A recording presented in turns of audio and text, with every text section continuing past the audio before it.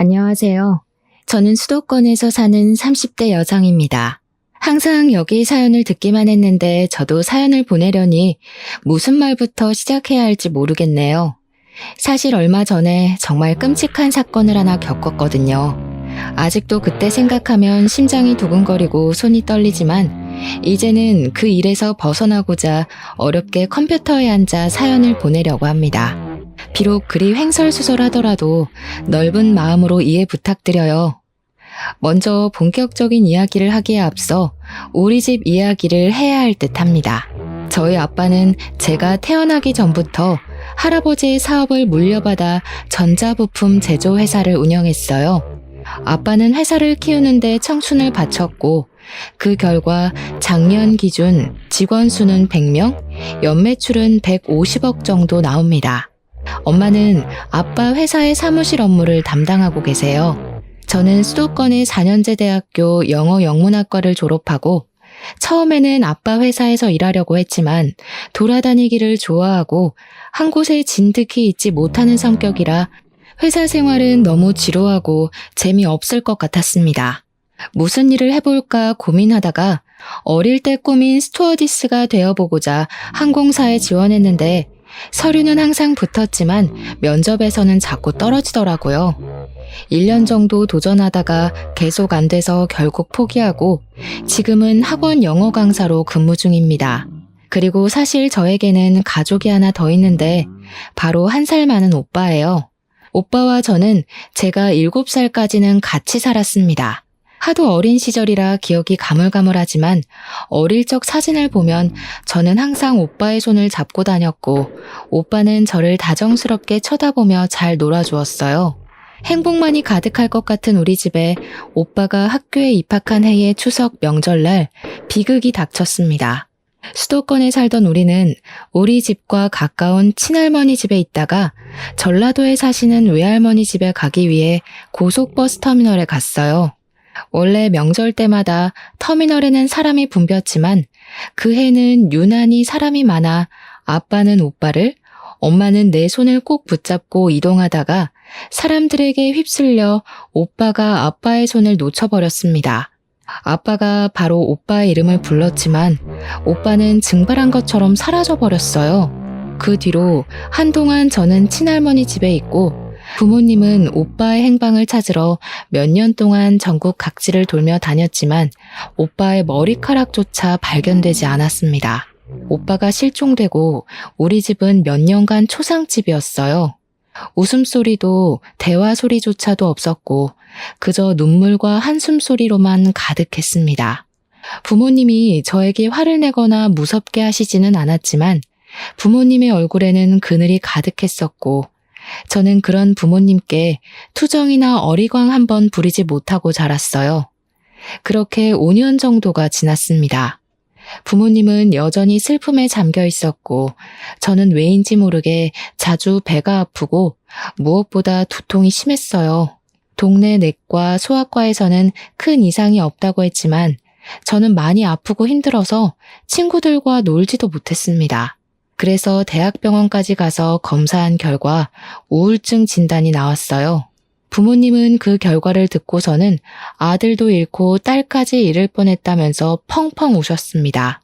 그리고 그날 이후로는 부모님이 점차 달라지셨어요.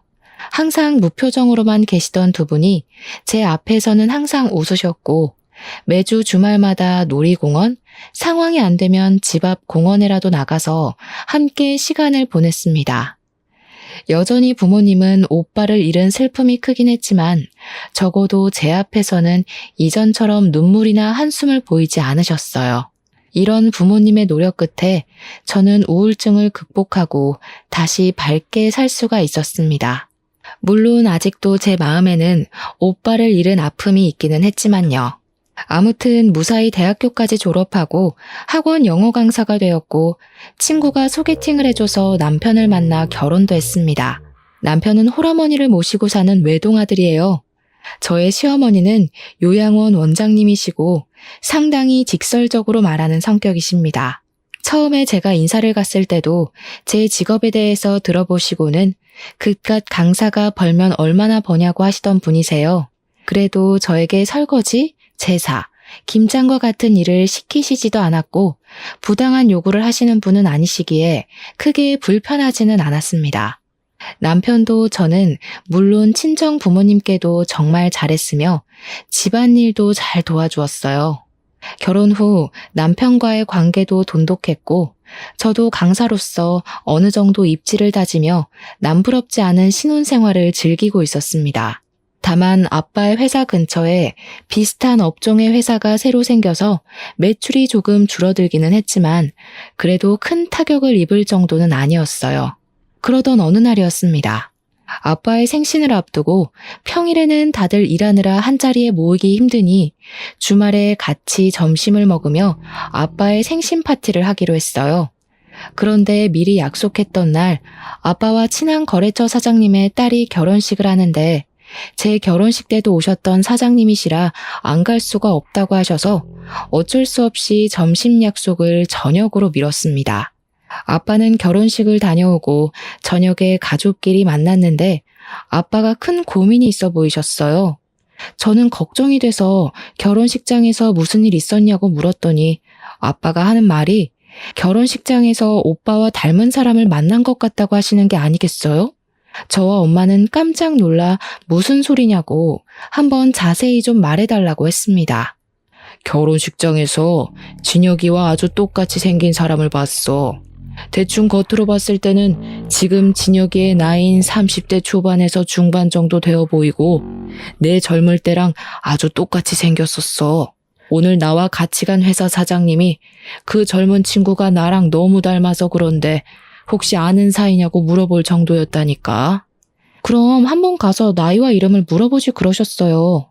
나도 그러고 싶었지. 그런데 예식장에는 사람이 너무 많아서 정신이 하나도 없더라고. 그래서 피로 현장에서 찾아봤는데 그냥 갔는지 안 보였어. 나중에 거래처 사장한테 아는 사람이냐고 한번 물어봐야겠어. 아이고, 내 정신 좀 보게. 오늘 내 생일 축하해 주려고 왔는데 김서방 앞에서 이런 이야기나 하고 말이야. 내가 미안하네. 아닙니다, 장인어른. 생신날 잃어버린 아들을 찾게 된다면 더할 나위 없이 좋은 최고의 선물이죠. 정말 그분이 우리 다은이의 친오빠였으면 좋겠어요. 그럼 저도 형님이 생기고 너무 좋을 것 같아요. 아빠는 남편의 말에 정말 그랬으면 좋겠다고 하며 이해해줘서 고맙다고 말씀하셨습니다. 그리고 아빠의 생신인 월요일이 되었어요. 저는 점심시간쯤에 아빠에게 생신 축하드린다고 전화를 드렸습니다. 그런데 아빠의 목소리가 떨리고 좋지 않았어요. 무슨 일이 있나 싶어 어디 편찮으시냐고 물었더니 아빠가 지금 너무 놀랄 일이 있어서 그런다고 하며 이따가 퇴근길에 밤늦게라도 잠시 집에 오라고 하셨습니다. 제 근무 시간이 오후 2시에서 밤 10시까지이고 정리하고 뭐하고 하면 밤 11시에나 퇴근할 수 있어요.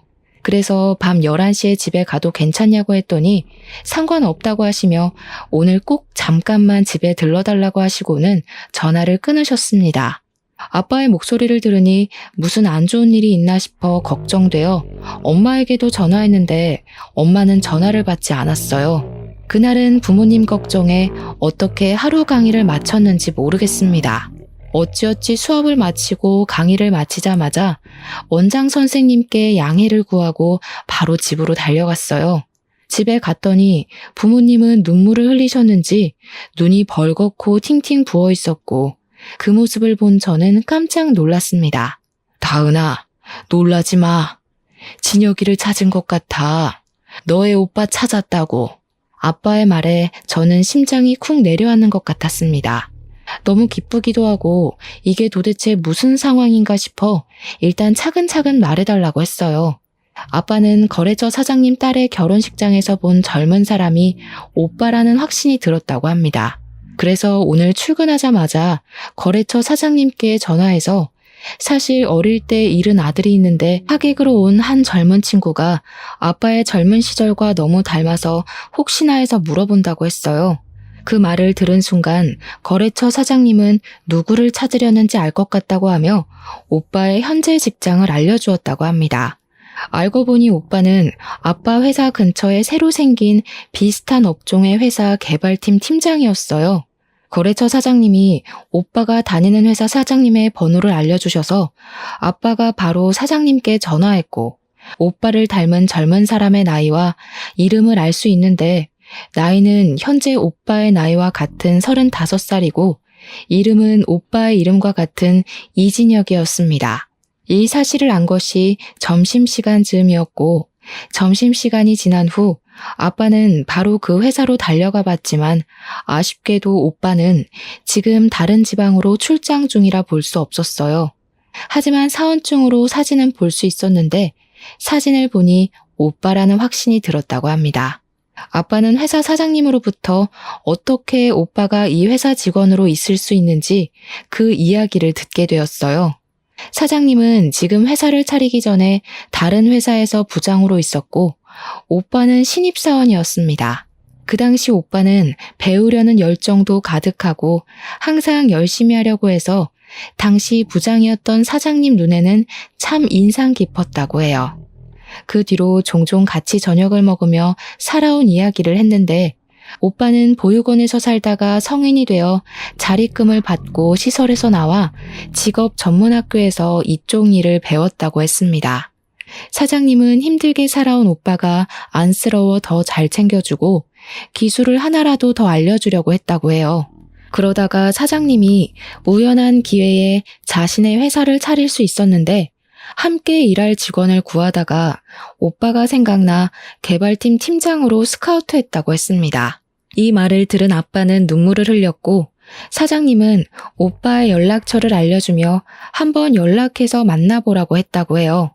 저는 부모님의 이야기를 듣고 드디어 오빠를 찾았다는 생각에 기쁘기도 하고 얼떨떨하기도 했습니다.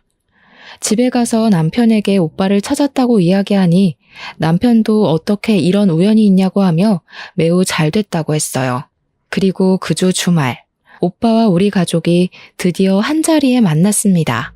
엄마는 오빠의 뺨을 어루만지며 드디어 우리 아들을 만났다고 눈물을 흘렸고 오빠 역시 너무 보고 싶었다고 하며 펑펑 울었어요. 그리고 오빠는 저를 보더니 매일 울기만 하고 코나 질질 흘리던 그 꼬맹이가 벌써 이렇게 커서 결혼까지 했냐고 했습니다. 우리 가족의 모습을 본 남편도 옆에서 눈물을 흘렸어요. 오빠는 지금 우리 집과 그다지 멀지 않은 곳에서 살고 있었기에 우리는 앞으로도 종종 모이기로 약속했습니다. 남편 역시 오빠에게 매형이 생겨서 너무 기쁘다고 하며 앞으로 자주 만나 함께 술도 마시자고 했어요. 그 뒤로 남편은 오빠와 종종 둘이서만 만나 함께 저녁도 먹고 술도 마셨습니다. 그러다가 술을 너무 과하게 마시면 남편은 저한테 혼난다며 오빠 집으로 가서 잠도 자곤 했어요. 그럴 때마다 저는 술 먹고 집에 안 들어오는 남편을 향해 바가지를 긁었지만 오빠는 매제 아침에 해장까지 시켜서 잘 보낼 테니 남편 너무 혼내지 말라고 했습니다. 저와는 달리 부모님은 오빠와 남편이 형제처럼 잘 지내는 것 같아 너무 보기 좋다고 흐뭇해 하셨어요. 그렇게 2년 정도가 지났습니다. 아빠는 이제 연세가 있으셔서 회사 운영하는 데 많이 힘들어 하셨어요. 아빠는 같이 일도 하고 앞으로 회사를 물려받을 수 있을 정도로 믿을 만한 사람이 필요하다고 했습니다. 직원들도 있었고 회사 간부도 있기는 했지만 아빠는 그 사람들이 회사를 운영해 나가기에는 적합하지 않다고 생각하셨어요.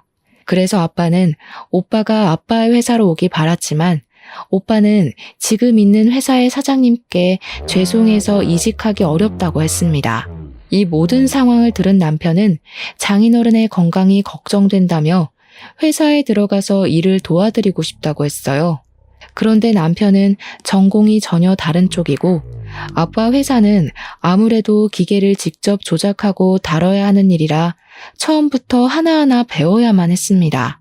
저는 남편에게 아빠 회사로 들어가면 하나부터 열까지 다 배워야만 하는 상황이라 힘들 수도 있다고 했지만 남편은 솔직히 지금 다니는 회사에는 희망이 없어 보인다며 아빠의 회사로 들어가서 기술을 배우고 싶다고 했어요. 아빠도 남편에게 회사로 들어오면 힘들 것이라고 했지만 남편은 생각이 아주 확고했고 결국 남편은 아빠의 회사에 입사하게 되었습니다. 남편은 정말 열심히 했어요. 거의 매일 자정까지 일하며 기계 조작하는 것을 배웠고 주말에도 회사에 갔습니다. 저는 너무 힘들게 일하는 남편이 안쓰러워 몸도 생각해가며 일하라고 했지만 남편은 지금 빨리 일을 배워야 한다며 그 누구보다 열심히 했어요. 그러나 회사 사람들은 남편을 인정해주지 않았습니다. 일부러 남편 앞에서는 전문 용어를 써서 남편이 하나도 못 알아듣게 하고 회사 내의 중요한 일도 남편에게 말해주지 않는다고 해요. 남편은 그 사람들에게 인정받으려면 빨리 일을 배워야 한다고 하며 이 악물고 정말 열심히 일했습니다. 아빠도 그런 남편의 모습을 아주 좋게 보셨고 아직은 남편이 회사에서 일을 맡아서 할 정도는 아니지만 조금 더 있으면 회사에 큰 도움이 될 수 있을 것 같다며 칭찬을 하셨어요. 그러다가 명절이 왔습니다. 원래 시댁이 우리 집에서 1시간 거리라서 한 달에 한 번꼴로 시댁에 갔었는데 남편이 아빠 회사로 들어가고 나서는 거의 넉 달 만에 시댁에 간 상황이었어요. 시어머니는 오랜만에 본 남편을 보며 한숨을 푹 쉬셨습니다. 우리 준석이 얼굴이 아주 반쪽이 됐네. 예, 우리 준석이가 너네 아빠 회사에서 일하는데 무슨 일반 사람들처럼 그렇게 일을 시키니? 아무래도 아빠 회사는 기술이 필요한 회사라 아직은 배우느라 그래요. 다들 이쪽 업계에서 10년, 20년은 되신 분들인데 이분들과 함께 일하려면 아무래도 남편도 열심히 해야죠. 그래서 저와 남편이 힘들 수 있다고 남편을 말렸는데 남편이 굳이 아빠 회사에 들어갔네요. 어머, 얘 좀 보게. 얘, 아무리 그래도 준석이가 사장님의 사위인데 그냥 한 자리 하나 주면 안 되니? 누가 들으면 무슨 너네 아빠 회사가 대기업인 줄 알겠다. 그래봤자 동네 구멍가게 수준인 가게인데 뭘 그리 따지고 드니?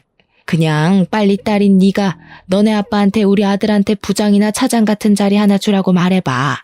그래야 빨리 우리 아들도 사장도 하고 하지 않겠어? 너도 기왕이면 사장 와이프면 좋잖아.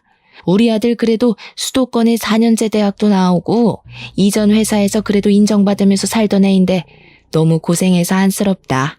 어머니, 지금 어찌어찌해서 남편이 관리직에 앉았다고 해도 기술에 대해서 전혀 모른다면 분명히 사람들에게 무시당할 거예요. 그런 것 때문에 아빠도 남편에게 쉽게 관리직 자리를 못 주시는 거고요. 참 네가 융통성 없는 게 네 아빠 닮아서 그런가 보다. 아휴, 내가 말을 말아야지. 우리 준석이만 고생이네.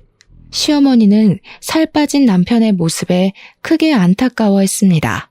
시어머니의 말이 좋게 들리지는 않았지만 남편이 아빠 회사 다니며 고생을 해서 살이 빠진 것이 사실이기에 별다른 할 말이 없었어요. 그냥 남편이 건강을 잃지 않도록 잘 내조하겠다고 말했습니다. 그런데 시어머니가 그 뒤로도 명절 내내 우리 아들 안쓰럽다며 이야기를 했고 처음에는 저도 같이 안쓰러운 마음이 들었으나 점점 듣기 힘들었고 슬슬 짜증이 났어요. 이런 제 마음을 알았는지 남편도 시어머니에게 그만하라고 했고 남편의 말에 시어머니는 이야기는 하지 않았는데 집에 갈 때 보니 시어머니가 울고 있었습니다. 왜 우시냐고 했더니 준석이가 너무 안쓰럽다고 하며 너네 아빠한테 잘 이야기해서 얼른 관리직 하나 달라고 했어요. 그래도 30대 중반인데 아직도 그렇게 남의 밑에서 고생하며 일하는 게 너무 안쓰럽다면서요. 저는 그날 시댁에서 나오면서 남편에게 혹시라도 버티기 어려울 정도로 힘들면 언제든지 말하라고 했습니다.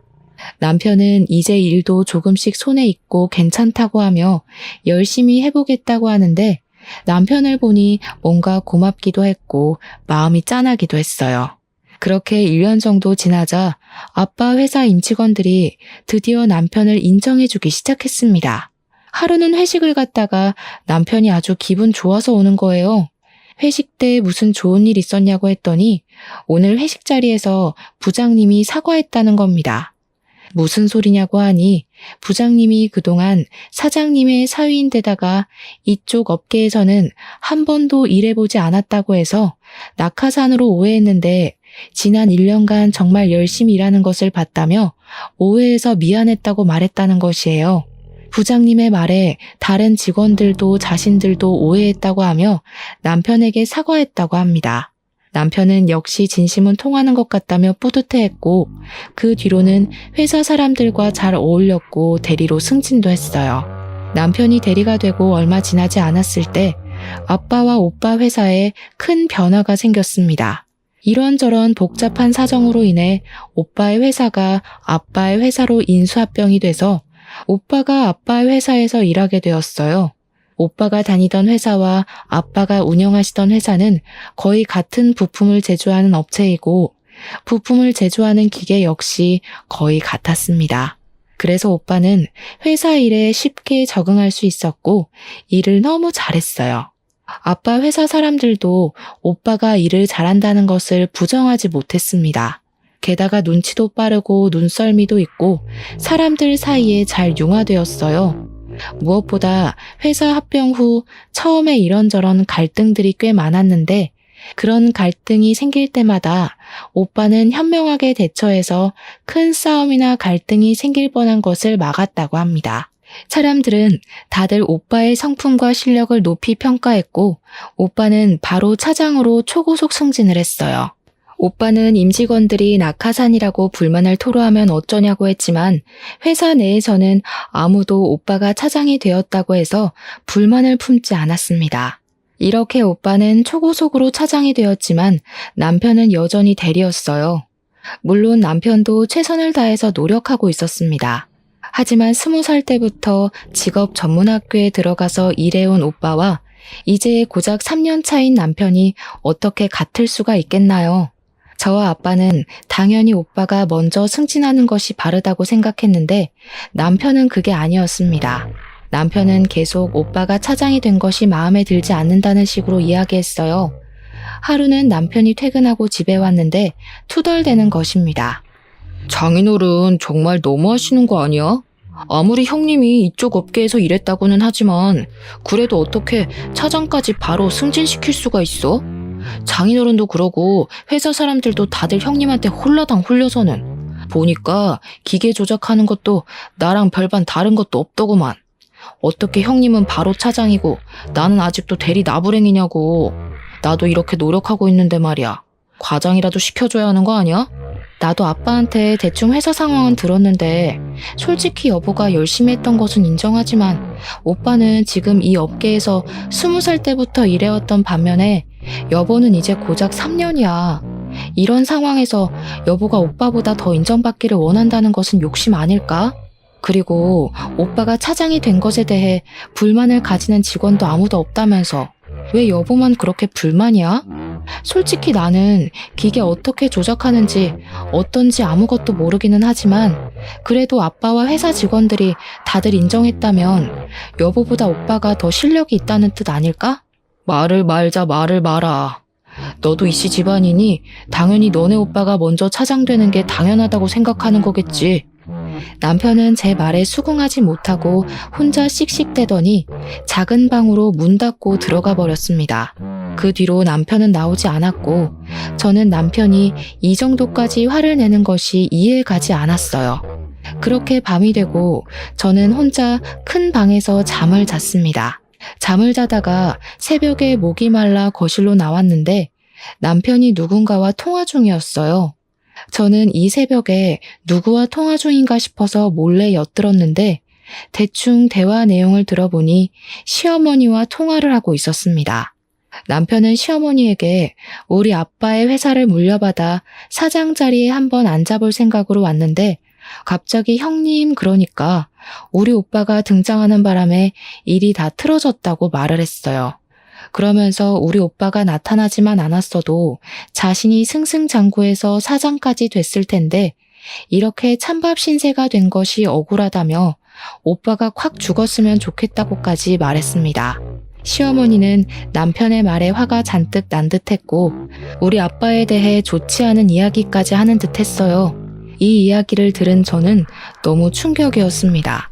남편이 갑자기 아빠의 회사에서 일한다길래 저는 정말 아빠를 돕고 싶어서인 줄로만 알았는데 사장 자리까지 생각한 줄은 몰랐어요. 게다가 오빠 때문에 자신이 사장을 못할 것 같은 상황이 되자 오빠가 죽었으면 좋겠다고까지 말하는 것이 충격이다 못해 섬뜩했습니다. 저는 방문을 열려다가 남편의 목소리가 너무 격양되어 있어서 일단 못 들은 척하고 다시 조용히 큰 방으로 갔어요. 저는 이 상황을 어찌해야 할지 몰라 밤새 고민을 하다가 남편이 출근한 후 바로 아빠에게 전화했습니다. 아빠는 안 그래도 저에게 할 말이 있어서 전화하려고 했다고 했어요. 사실은 말이다.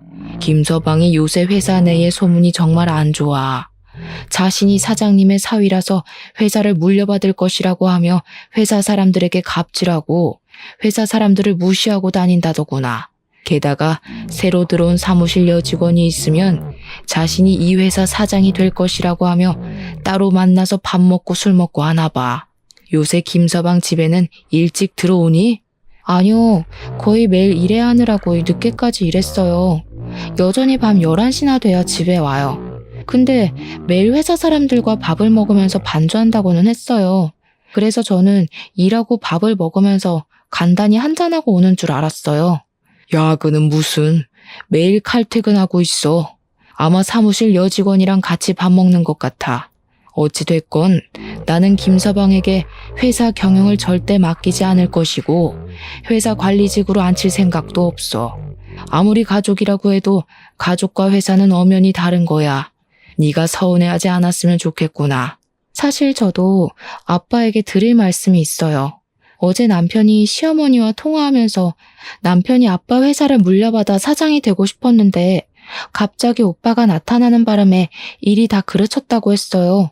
심지어 오빠가 죽었으면 좋겠다고까지 하더라고요. 그래서 저도 아빠에게 이 사실을 알리려고 전화했어요. 아빠도 내 말에 적잖이 충격을 받으셨고 저 역시 남편과 앞으로 어떻게 해야 하나 고민을 했습니다. 그 뒤로 저와 남편은 한 집에서 살지만 남남처럼 지냈어요. 남편은 매일 밤 1시에서 2시 정도에 들어와서 아침 6시에 나갔습니다. 남편과 대화를 해보려고 해도 집에 오면 바로 작은 방에 문을 닫고 들어가 버리고 저랑은 눈도 마주치지 않으려고 해서 대화조차 할 수가 없었어요. 그러다가 주말이 되었습니다. 아침 10시쯤에 일어났는데 남편은 일찍부터 어디론가 나가서 보이지 않았어요. 남편이 한 번씩 주말에 운동하러 나갔다가 오후 늦게 집에 들어왔었기에 당연히 남편이 운동하러 갔을 것으로 생각했습니다. 저 혼자 간단히 밥을 먹으려고 준비하고 있을 때 엄마에게 전화가 왔어요. 겉절이랑 남편이 좋아하던 갈비찜도 하고 밑반찬 몇 개 했다고 하시며 아빠와 함께 집에 잠깐 들려도 되겠냐고 하셨습니다. 저는 지금 남편 없으니 집에 오시라고 했어요. 잠시 후 엄마와 아빠가 갈비찜에 겉절이에 밑반찬을 한가득 들고 오셨습니다. 부모님은 집에 오시자마자 냉장고 앞으로 가셔서는 냉장고에 반찬들을 하나하나 넣어주셨어요. 그러고 있는데 밖에서 비밀번호 누르는 소리가 들렸습니다. 저는 당연히 남편인 줄 알고 현관으로 갔는데 남편과 시어머니가 함께 서 있었어요. 시어머니는 저를 보자마자 뺨을 때렸습니다. 내가 저번 명절 때 분명히 말했지? 너네 아빠한테 말해서 얼른 관리직이라도 한 자리 달라고 말이야. 아니 지금 너네 아빠 회사에 다닌 지 몇 년이 됐는데 아직도 대리 나부랭이가 뭐니? 너네 오빠인가 뭔가 하는 사람은 들어온 지 한 달 만에 차장 달았던데. 솔직히 너네 아빠 너무한 거 아니냐? 아빠도 다 생각이 있으셔서 그렇게 하시는 거죠. 아무리 그래도 그렇지 이렇게 막무가내로 오셔서 갑자기 제 뺨을 때리시는 건 너무하신 거 아니에요? 뭐가 너무해? 나 지금 너 머리채도 잡고 싶은 거 간신히 참고 있다. 아니 도대체 그깟 구멍가게에서 왜 그리 관리직 자리를 안 줘? 지금 당장도 우리 아들 사장 자리에 앉혀놓으면 잘할 텐데 왜 우리 아들을 못 믿고 그렇게 노예처럼 부려먹냐고. 그리고 네 오빠라는 사람은 솔직히 몇십 년 만에 만났으면 남남 아니야? 네 오빠라는 사람한테는 한 달 만에 차장 자리 주고 3년 가까이 일한 우리 아들은 아직도 대리이고 이게 말이 된다고 생각해? 손을 놓쳐서 사라졌으면 평생 죽은 듯이 살았어야지. 왜 갑자기 나타나서는 우리 아들 앞길을 방해하고 난리야? 에이, 그냥 보육원에서 죽어버리지. 시어머니는 우리 아들이 아직도 대리인 게 말이 되냐며 이거는 명백한 차별이라고 소리를 고래고래 질렀습니다. 부엌에서 음식을 정리하고 있던 부모님은 시끄러운 소리에 현관으로 오셨고 시어머니의 말에 화가 많이 나 보이셨어요. 사돈, 지금 이게 무슨 말씀입니까? 터진 입이라고 그딴 말 짓거려도 되는 겁니까? 어떻게 말을 그따위로 할 수가 있어요? 아이고, 두 분 다 여기 계셨네요. 마침 잘 됐네요. 우리 어디 한번 솔직히 까놓고 하나하나 따져봅시다. 아니 도대체 준석이가 뭐가 그리 부족합니까? 네? 3년 동안 그렇게 그쪽 회사에서 죽어라 일했는데 사장 자리는 못 내줄 망정 아직도 대리냐고요. 아직 기술이 많이 부족하니까요.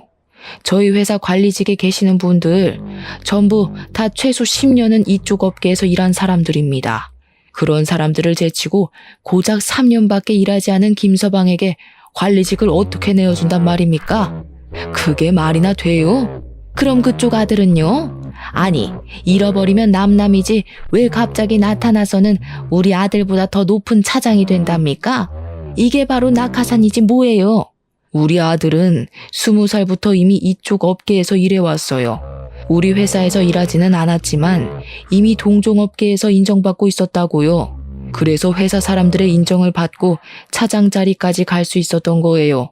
그리고 저도 다은이도 당신 아들이 우리 회사에서 일하길 바란 적 없습니다. 김서방이 우리 회사에서 일한다고 했을 때 둘 다 말렸어요. 그래도 굳이 우리 회사에 들어와서 일하겠다고 고집 부린 건 김서방입니다. 저는 한 번도 김서방에게 우리 회사 사장 자리 내준다는 말을 한 적 없고 조금만 잘하면 관리직 주겠다는 말도 한 적이 없습니다. 그런데 갑자기 오셔서 이런 식으로 화내고 우리 딸 뺨을 때리고 협박까지 하시는 건 정말 너무 어이없고 황당하네요. 아무리 그래도 사람이 염치가 있고 융통성이 있어야지. 아니 어떻게 자기 사위가 자기 회사에 들어왔는데 잘했다고 빨리 관리직은 못 내줄 망정. 어떻게 3년 동안 그렇게 노예처럼 부려먹을 수가 있어? 이렇게 앞뒤가 꽉 막혀서야. 듣자 하니까 너무하시네요. 그럼 뭐 낙하산이라고 소문내면서 아무것도 모르는 사람을 사원에서 차장으로 초고속 승진이라도 시켜야 한다는 말입니까? 우리 아들이 뭘 몰라요, 뭘? 우리 아들 그래도 수도권 4년제 대학 나온 인재야. 인재라고. 진짜 이 집구석은 말이 안 통하네. 준석아, 가자. 너 이딴 집구석이랑 이제 영 끊고 이혼해. 너도 이제 이 집구석 싫지? 네. 저도 사위한테 사장 자리 하나 안 내주는 장인어른의 사위 노릇 할 생각 없네요. 엄마 말씀대로 우리 이혼하겠습니다. 잘 됐네. 나도 너의 새까만 속내 알고 어떻게 해야 하나 고민했었는데 우리 갈라서자. 이혼하자고. 이혼하자는 내 말에 남편은 시어머니를 모시고 집에서 나갔습니다. 저와 부모님은 한참 동안 우리는 말을 잇지 못하다가 어렵게 엄마가 진짜 이혼해도 괜찮겠냐고 물었어요. 저는 엄마에게 지금 아이도 없고 검은 속내가 가득한 사람인데 어떻게 같이 살겠냐고 했습니다. 부모님은 알겠다고 하시며 일단 내일은 주말이고 하니 부모님 집에서 같이 있자고 했어요. 저는 부모님이 챙겨주신 반찬들을 다시 챙기고 제 짐들을 챙겨서 친정으로 갔습니다. 친정에서 같이 저녁을 먹고 밤 11시쯤에 잠을 자려는데 엄마의 핸드폰이 울렸어요. 보니까 전화를 건 사람이 오빠였는데 엄마는 이내 표정이 아주 심각해지셨습니다. 왜 그러시냐고 물어보니 다세대 주택 1층인 오빠의 집에 불이 났다는 것이에요. 다행히 화재 당시 오빠는 잠깐 지인을 만나러 나간 상태여서 다치지는 않았고 다른 집에 사시는 분들도 바로 다 대피해서 인명피해는 없었습니다. 불은 이웃의 신고로 10분 만에 바로 꺼지기는 했지만 오빠가 살던 집 내부가 다 타버렸어요. 일단 오빠는 바로 부모님 집으로 왔고 저는 오빠에게 어쩌다 불이 난 것인지 물어보았습니다. 오빠의 말로는 지인을 만나고 집에 오는데 집 근처에서 남편을 본 것 같다고 했어요. 어두웠지만 분명히 남편이 평소에 자주 입던 운동복에 모자를 쓰고 있었고 남편도 역시 오빠를 본 것 같았지만 의도적으로 피한 것 같다고 했습니다. 그렇게 남편이 사라지고 나서 오빠 집에 불길이 치솟았다고 해요. 이 소리를 듣고 화가 난 우리 가족은 바로 남편은 방화범으로 고소했습니다. 다음날 화재 원인을 찾기 위해 합동 감식을 했는데 방화로 확인되었고 CCTV와 맞은편 주차되어 있는 차량 블랙박스를 확인한 결과 남편이 근처 쓰레기에 불을 붙이고 1층에 살던 오빠 집 창문에 투척하는 장면이 아주 적나라하게 찍혔더라고요. 남편은 바로 구속이 되었습니다. 저는 남편의 구속과 동시에 이혼을 하려 했으나 당당히 이혼하자던 남편이 이혼 동의를 해주지 않았어요. 결국 우리는 이혼 소송까지 하게 되었습니다.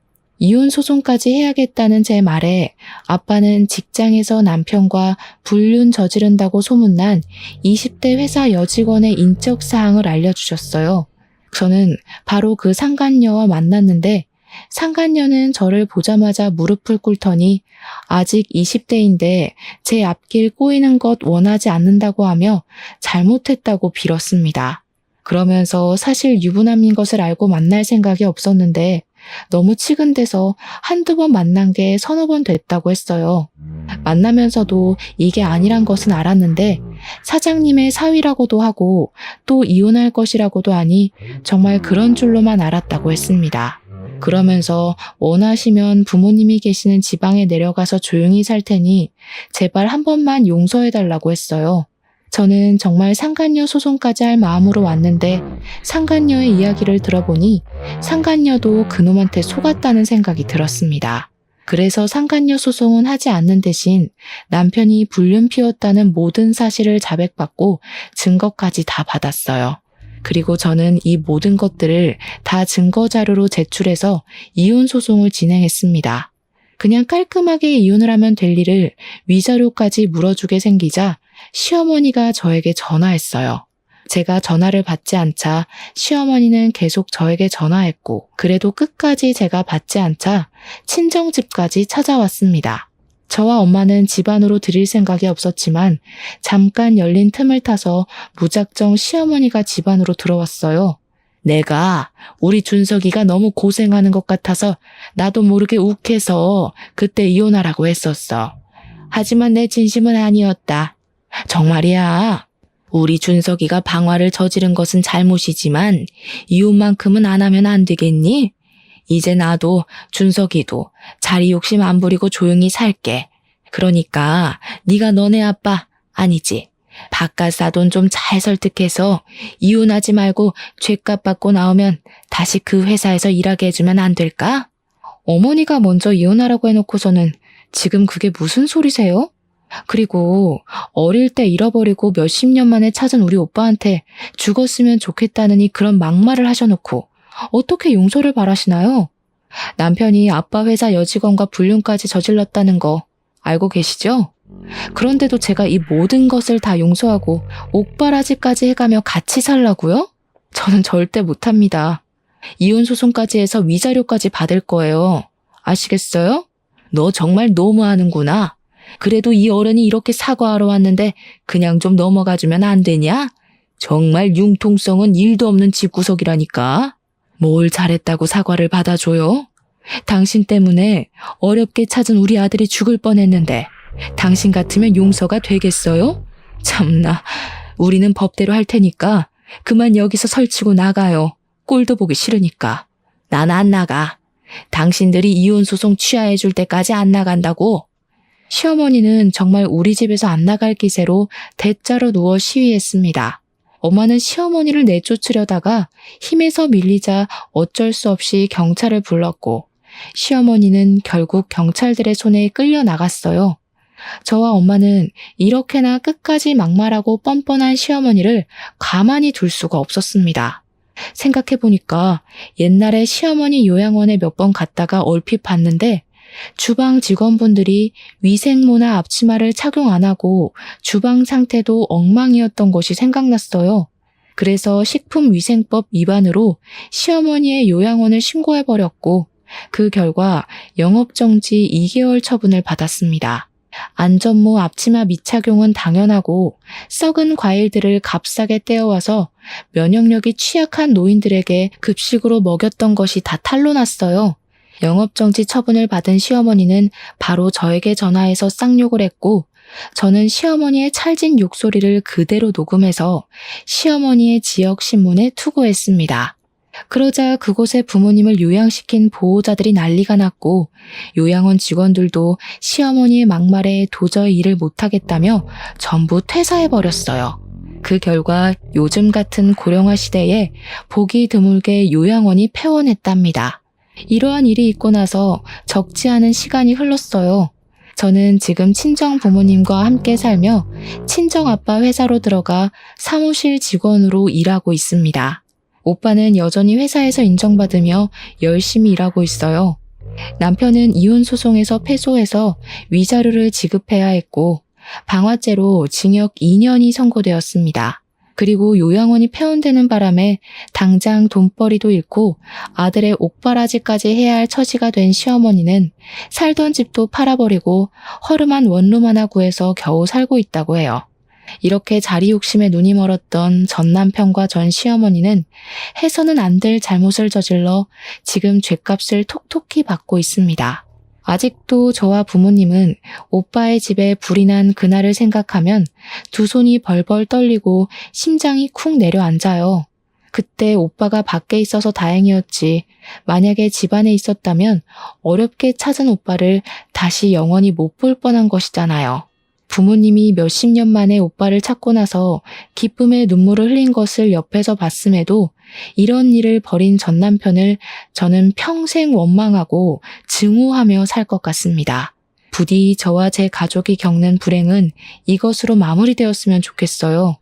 실종, 방화라는 엄청난 사건을 겪었으니 이제는 우리 가족에게 꽃길만 펼쳐지길 바라며 저의 사연을 마칩니다. 감사합니다.